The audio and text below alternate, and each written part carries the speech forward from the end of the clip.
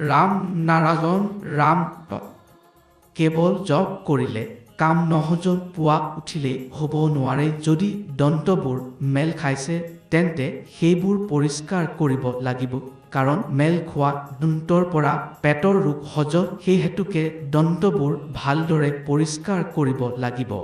কেনেবাকৈ মুখ ধুলেই হ'ব নোৱাৰে। ভাল মঞ্জন বা আমৃতৰ পাত যেন একো বস্তু ব্যৱহাৰ কৰি দন্ত এনেকৈ পৰিষ্কাৰ কৰিব লাগিব যি যেনে ক'তো মেল নাথাকে। এইটো আধ্যাত্মিকতাৰ এটা অংশ।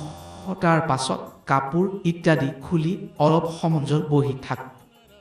স্বাস্থ্যত মন নিজৰ পেট ভৰ্তি থাকিলে খোৱা উচিত নহ'ব। যদি পেট ভৰ হৈ আছে আৰু তুমিও দুধ খোৱা তেন্তে ঢেঁকি উঠিব, গেছ হ'ব, বিভিন্ন ধৰণৰ চিন্তা, অসন্তুষ্টি, কামৰ উপেক্ষা ইত্যাদি শৰীৰ পৰিষ্কাৰ নকৰাৰ ফল। জপত সহজৰ বাবে দন্ত আৰু শৰীৰৰ অংগবোৰ পৰিষ্কাৰ ৰাখা, মলমূত্ৰ ত্যাগৰ সহজত পানীৰ ব্যৱহাৰ বিশেষ প্ৰয়োজন।